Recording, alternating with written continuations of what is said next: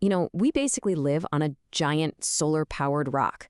Everything from the frozen poles to those warm tropical beaches, every single climate we experience is all dictated by the sun's energy and its incredible journey to Earth.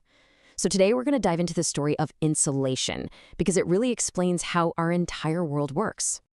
Okay, get this.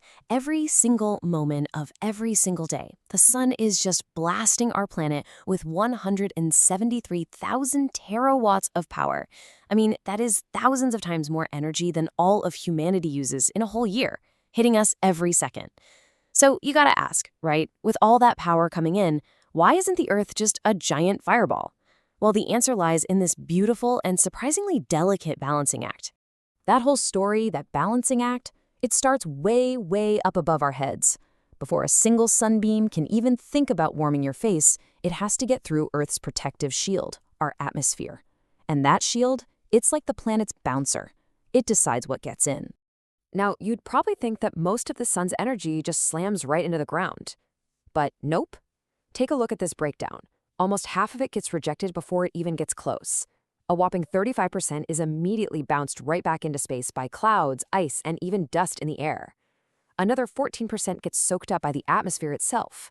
That means only about 51%, just a little over half, actually makes it all the way down to the Earth's surface to warm our world. So this whole process, we call it Earth's heat budget. And just like your bank account, it's all about what's coming in versus what's going out. Energy arrives from the sun. That's our income. But here's the crucial part. The Earth doesn't just hoard it all. It radiates that heat back out into space, and that's the expense. It's this perfect balance that keeps the whole system stable. Right, so the energy that does make it to the surface doesn't just, hang out and stay there. It's part of this constant, moving exchange, a total two-way street of heat. To really wrap our heads around this, we just need two key terms for the two sides of this big energy deal. All right, first up, insolation. It's a bit of a technical term, but all it means is the incoming solar energy that actually makes it through that atmospheric obstacle course and strikes the Earth's surface. This is the income in our heat budget, and it arrives as these high-energy short-wave rays. And on the flip side of the ledger, you've got terrestrial radiation. So after the Earth soaks up all that sunlight, it warms up, and then it basically exhales that heat back out. But it sends it back out as lower-energy, long-wave radiation. This is the expense in our budget, the heat our planet sends packing. And this, right here, is the magic moment. When the incoming energy from insolation perfectly matches the outgoing energy from terrestrial radiation, we get what's called heat balance.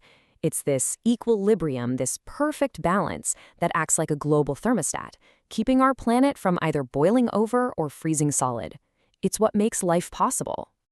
Okay, but wait a minute. If the whole planet has this balanced budget, why isn't it, the same temperature everywhere? Why do we have scorching deserts and, on the very same globe, frozen poles? Well, it turns out that where that 51% of solar energy lands and what it lands on makes all the difference in the world. This is probably the biggest, most fundamental question you can ask about climate. And you know what? The answer is actually pretty simple. It all comes down to the angle of the sun's rays. Yeah, this picture nails it. I want you to think about the sun's energy like a flashlight. At the equator, the sun is almost directly overhead, so its rays hit the surface straight on, concentrating all that energy in a small, intense spot. It's like a focused, powerful flashlight beam. But at the poles, because the Earth is curved, those exact same rays come in at a really low, slanted angle. That spreads the same amount of energy over a much, much larger area, just like tilting your flashlight and watching the beam spread out. Same energy, but way less intense. Okay, so that's latitude sorted. But what about going up? Why can you be absolutely sweltering at sea level, but then look up at a nearby mountain and see snow on its peak all year round? Here's the thing that trips a lot of people up. Our atmosphere gets heated from the ground up, not from the sun down. The air near the surface is nice and dense, and it's full of gases that are great at trapping the heat that the Earth radiates out. But as you climb higher, the air gets thinner and thinner. There's just less stuff up there to hold onto the warmth. And this isn't random. It's so predictable it even has a name, the normal lapse rate. On average, you can pretty much count on the temperature dropping about 6 degrees Celsius for every single kilometer you climb. It's incredibly consistent. All right, our last puzzle piece takes us to the beach. Ever notice how coastal cities seem to dodge the super extreme weather? They don't get the crazy heat waves or the bitter cold snaps you find just a little ways inland. Why is that? Well, the secret ingredient is water. Think about it. On a hot day, sand or pavement gets scorching hot, fast. But the ocean, it takes forever to warm up. But it also holds onto that heat for a very long time, releasing it slowly. So water acts like this giant temperature regulator, this massive heat battery that just smooths out the highs and the lows, giving coastal areas those cooler summers and much milder winters. So when you put it all together, you start to see that Earth's climate isn't just one simple thing.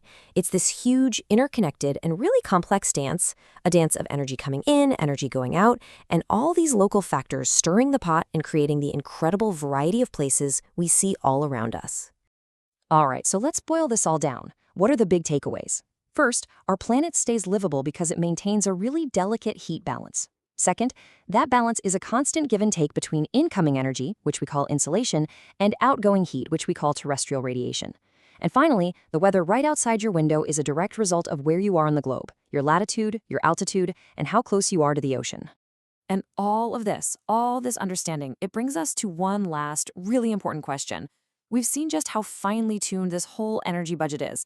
So the real question we have to ask ourselves now is, what happens when we start messing with that budget? What happens when we change the very atmosphere that makes this whole delicate balance possible?